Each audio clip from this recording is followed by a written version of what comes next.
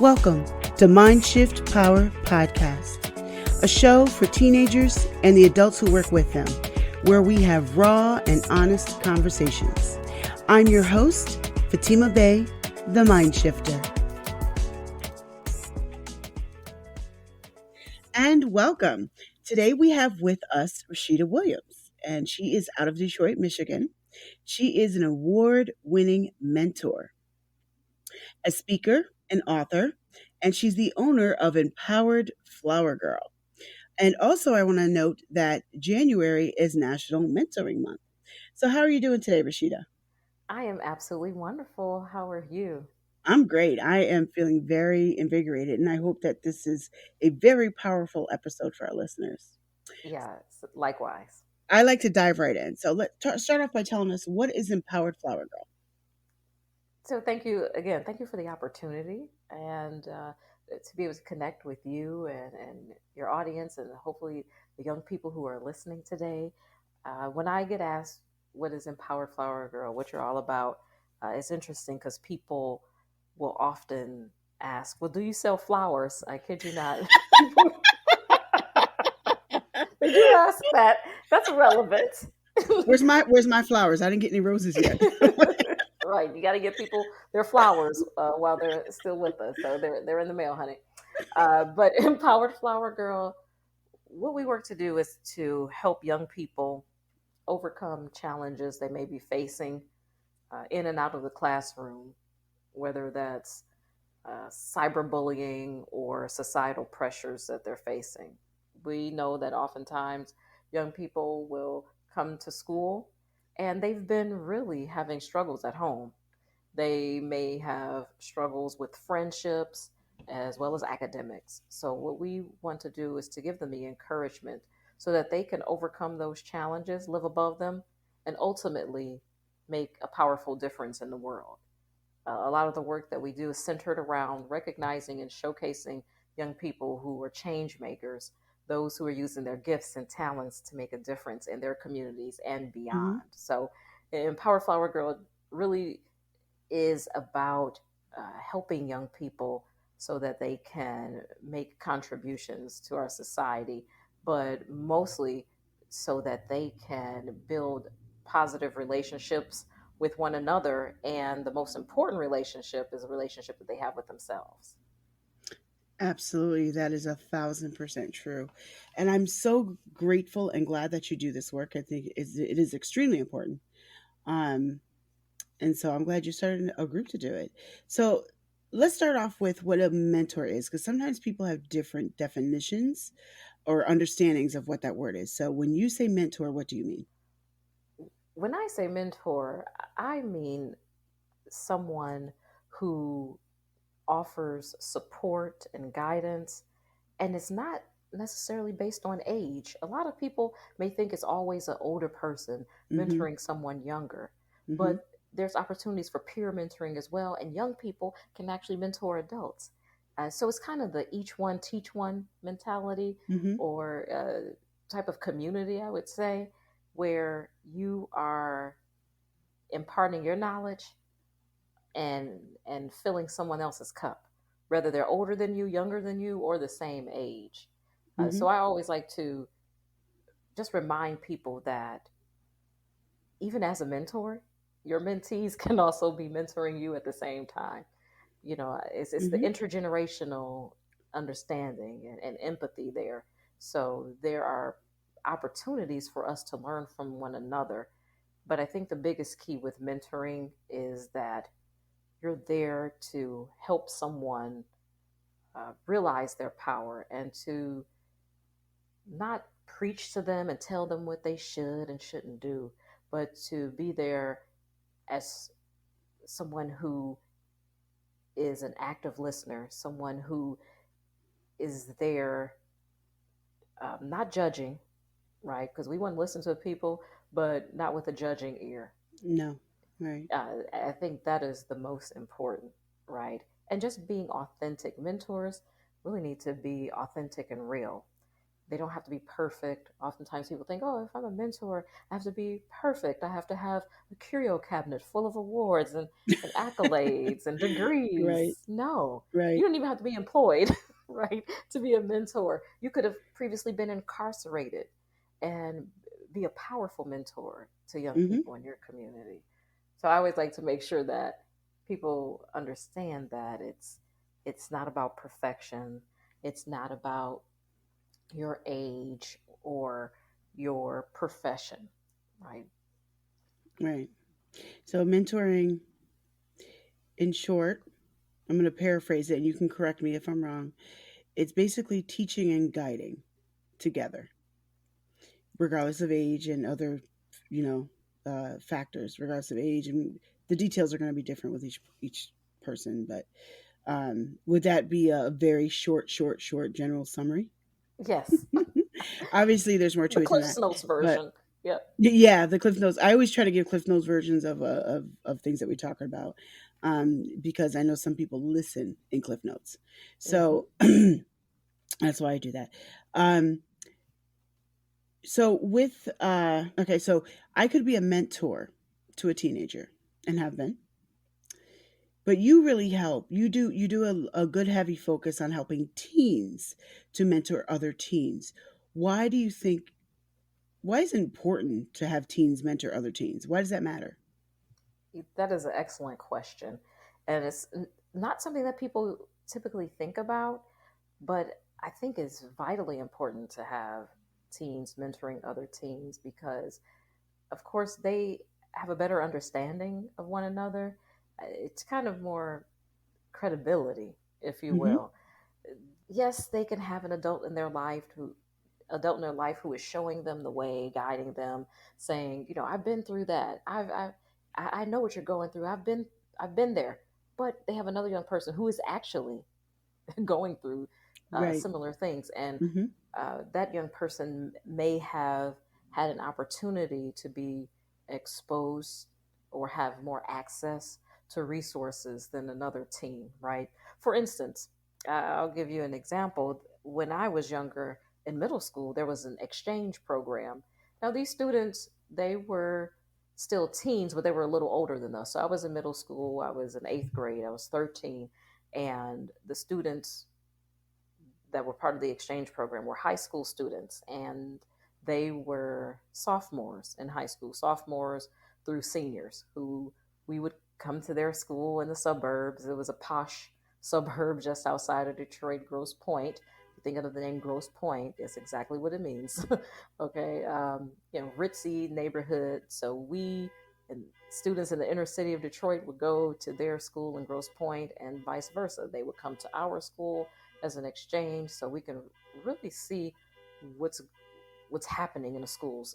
One, I think they wanted to show the disparities, but two, I think they also wanted to show us that there are opportunities, right? There are opportunities uh, for us to have positive exchange between these students, regardless of their economic background, their status, Mhm. that Mhm. sort of thing. So the young lady that I was paired with, she became a mentor to me because she was talking about going to college and trying to decide on what she was going to figure out as a major and all of these things that in eighth grade I wasn't necessarily thinking about.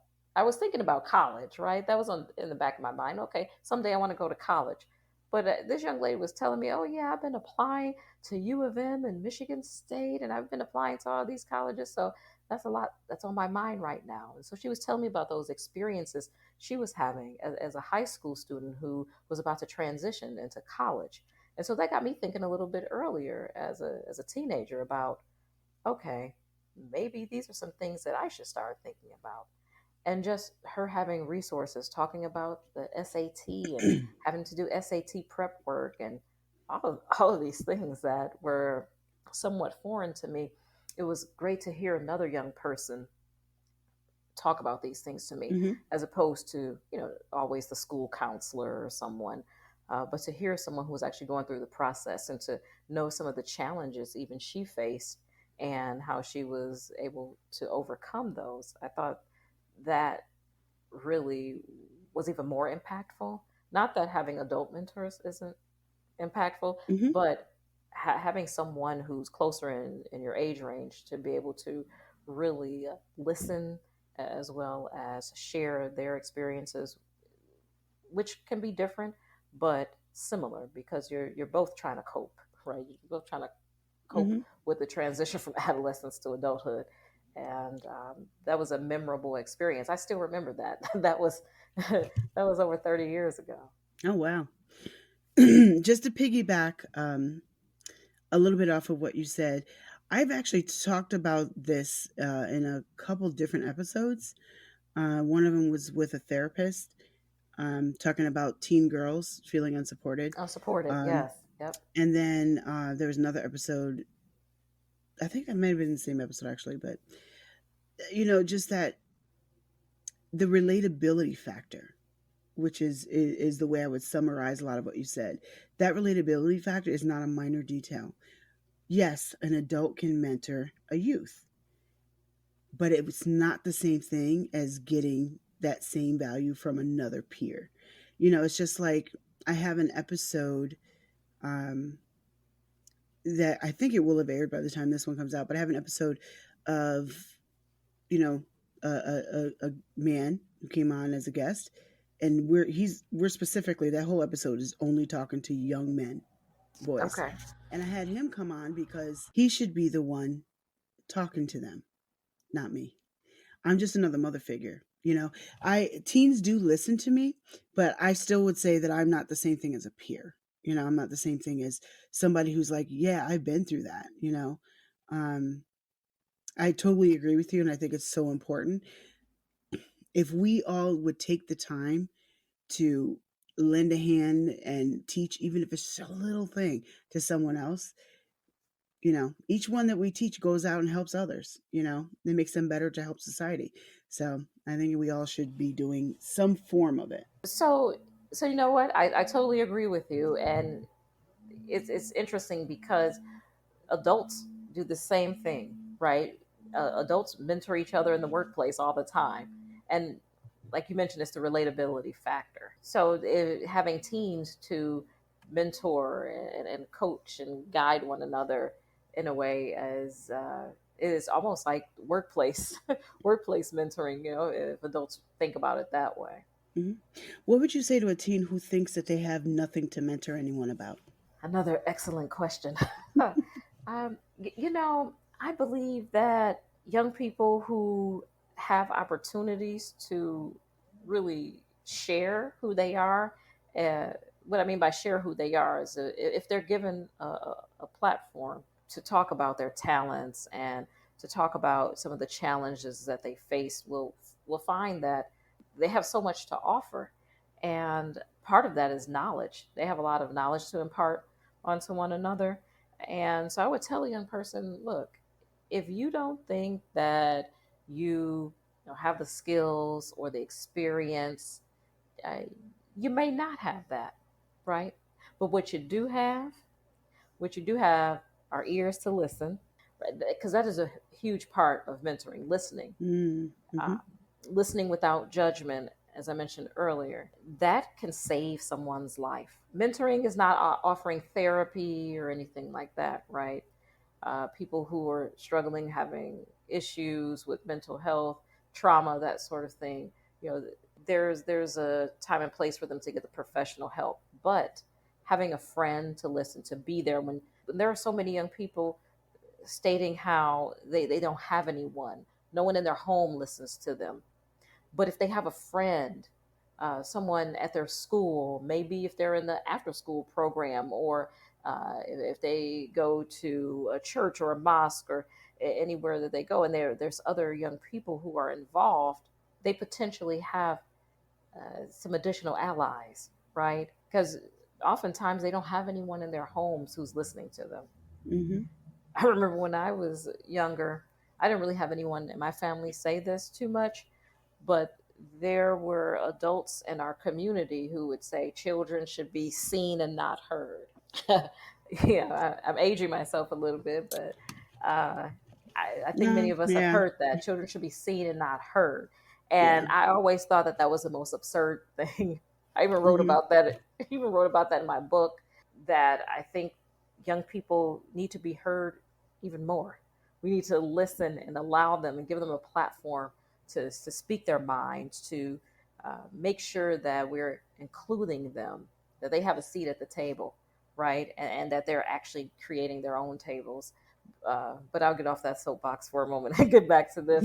I definitely think that they have so much power that they don't even realize it, and it's up to us to help guide them in realizing that power. And that's part of my goal as well in the work that I do with Empowered Flower Girl. But young people out there listening, you definitely have something to offer the world and to each other. And I think that the more that they are engaging and connecting with one another and really getting to know one another on a deeper, more authentic level, that's going to help break down some of those barriers that cause young people to act out in ways that could be detrimental, that causes them to bully, causes them to isolate, that causes them to get involved in gang activity and Mm-hmm. these other Mm-hmm. things because they feel like they don't have anywhere to turn to.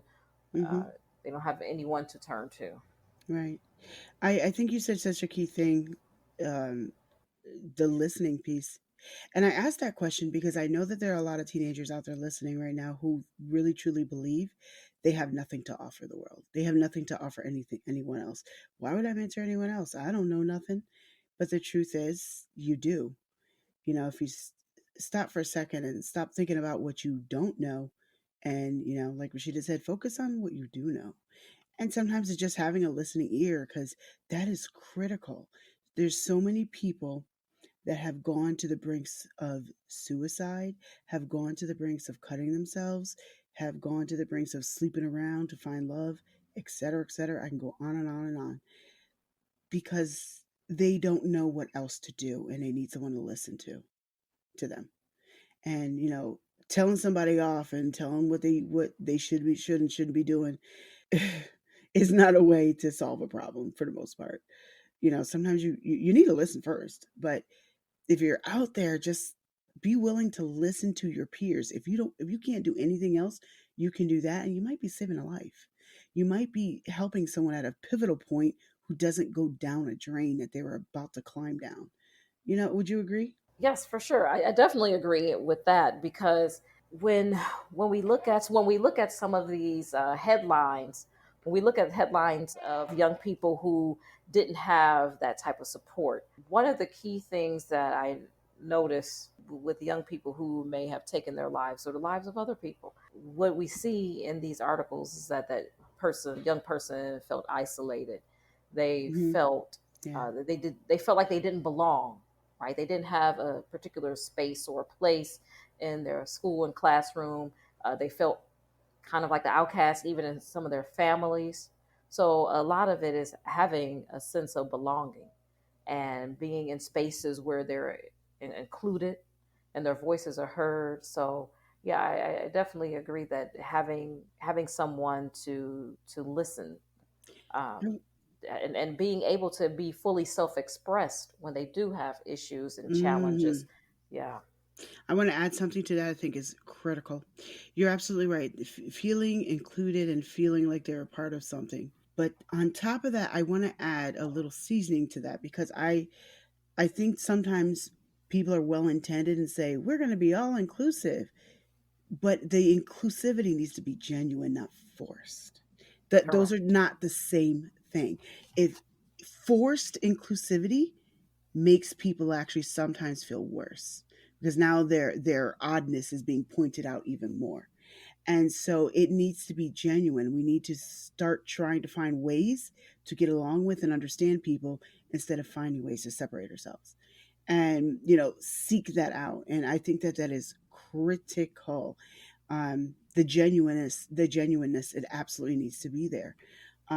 Because it does matter when people feel like there's people that care, even if it's a little bit. And with that, I want to segue into, we want to see other teen mentors. For those who are considering a way of finding to be a mentor, what are some of the benefits to the person doing the mentoring? I definitely think that there are a number of benefits to those who are mentoring. Being a mentor for me was was quite interesting because I was thinking, oh, I'm going to help someone out. I'm going to, help these young ladies out. They need some support. And really, the thing that happened was that I'm gonna keep it real. My life was saved becoming a mentor. I Okay. think that's what saved my life is pouring into these young ladies and having a purpose. Mm-hmm. Because I was experiencing a lot of sadness and depression around grief and loss. Mm-hmm. I was actually a senior in college when I became a mentor and started my mentoring journey as a young person. Mm-hmm. So I was around 20 years old. That's Um, awesome. 20 years old when I found I had to become a mentor, and I had experienced the loss of my aunt and my uncle was having some challenges, me being a caregiver to him, and I found that mentoring is what really helped me take the focus off of myself and all the problems that I was having.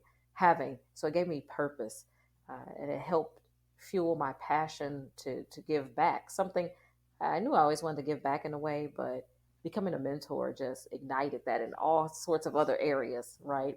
And it's the same is true for teens as well. They may find that once they start becoming a mentor, they're invested in someone. Um, and a conversation that a lot of adults will have is that, oh, these kids, they're always posting selfies. They're so self-centered. They're a selfish generation, the me generation. However, Generation Z and Generation Alpha, these young people are so actively involved in their communities. They, if we really look at what they're doing, getting involved in causes like climate change Right. research and Yeah. equal education, they're doing so much in their communities. They're young activists. So we do find that when they're out and they're engaging in their communities and they're helping other people, it really transforms how they feel about themselves. It gives them Yes. self esteem and purpose, and it causes them to want to do better. Because if they have, say, for instance, you have a 10th grader who's mentoring, the incoming freshman, because I've actually been involved in peer mentoring programs. I've volunteered as well as did some consulting work with a mentoring organization that offers peer mentoring. So they had the 10th graders mentor the incoming freshman. And what one of the young ladies said was just so profound. She said, I was having some challenges even in my sophomore year. I was having some challenges still adjusting, and I was, focused a lot on how tough things were for me, right? She said, it just wasn't going so well. But then when I got a mentee, I started being so invested in helping her and helping see her through that encouraged me to do better. For me to stand up and say, you know what, I got this, put on my big girl panties because I got this, I can move through this. And when I heard her say that, when I heard this young lady say that, I thought, yeah, you're right, because it does encourage you. Like, I have to do better, not just for me, but for someone else as well. Mm-hmm. I'm this person is looking up to me, looking at me to be a positive role model. It gives me some accountability to make sure that I Mm-hmm. achieve my goals and do what I said I'm going to do, and have a different level of integrity that I'm operating in. And, you know, once young people become mentors in this way, yeah, they step their game up. I agree. It just being able to deposit in someone else's life. I know for me, it's not really well. It's not the same subject, but it's very much related. Doing wedding gowns for as long as I've been, and having one-on-one appointments with my brides, and then getting the feedback from my brides. And I've been doing this for a long time now, but I remember when I first started getting feedback from my brides that I made them feel beautiful on their wedding day. That built up my self-esteem when I had very little I still had low confidence. And just getting that over the years, and getting to know that, oh my God, what I did mattered, and what I did Yes. made a difference.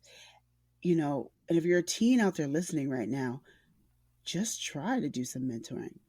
Even if you don't do it through a program, just try.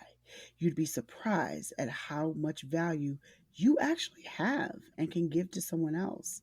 just by trying, and I can tell you it's very, very, very fulfilling to be able to make a difference, even if it's small, in someone else's life. Help them to feel better, help them make a better decision, whatever it is, even if it's, small like that. It's such a big deal.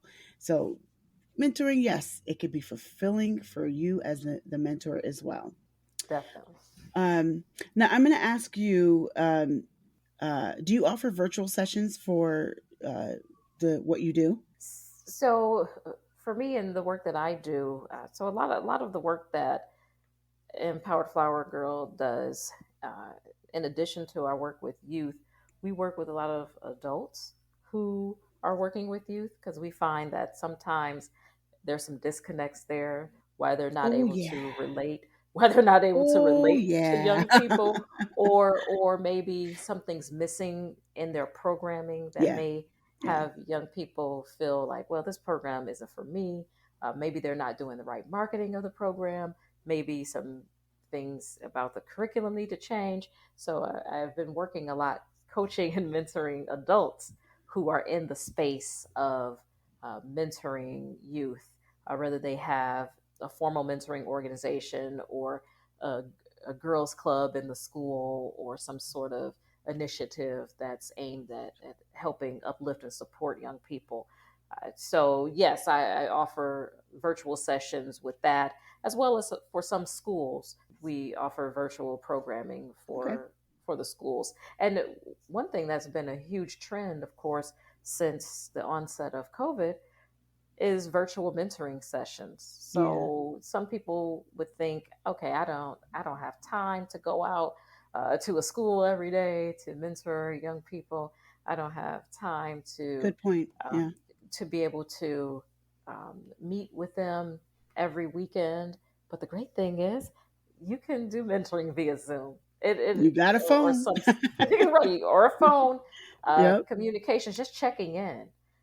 You can meet if you have the ability to meet in person. That's always great. But there are people who are in the U.S. that are mentoring children in South Africa, in Zambia. You could mentor youth around the world. If you're in New York, you can mentor youth in Louisiana. So it's possible. There's virtual mentoring opportunities for sure, and it opens up a huge it well, it gives us opportunities, right? And it opens us up to the world, basically, that we could make a difference in. Yes.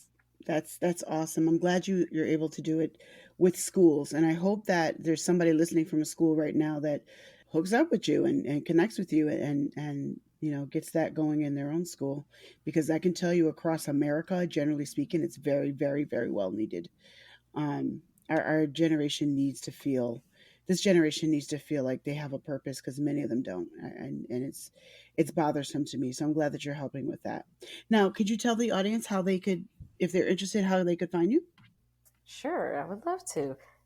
You can find Empowered Flower Girl at empoweredflowergirl.com. We're also on various social media platforms like Instagram and Facebook at Empowered Flower Girl.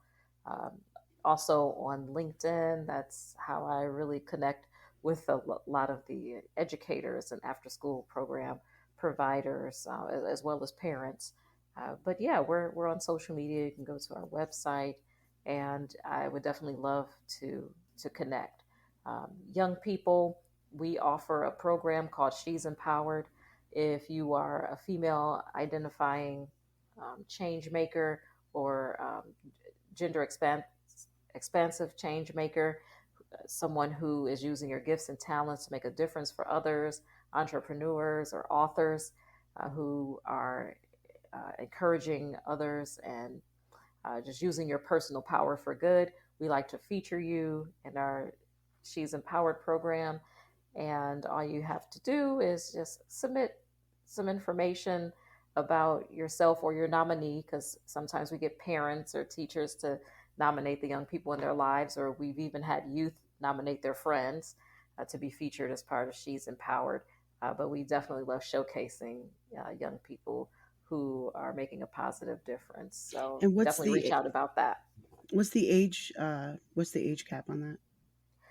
The ages we feature are 5 to 25. Oh, damn, I missed it. Okay. Only by a year or two. Wait, I'm gonna pretend I'm in high school. Can I do it? No. No, that's great. So I hope that you get some more applications from this.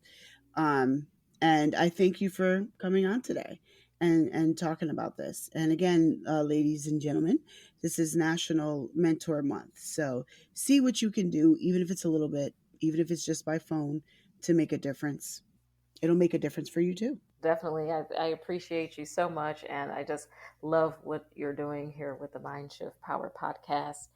I have enjoyed this conversation and definitely look forward to connecting with the young people out there as well as parents and educators who may be listening.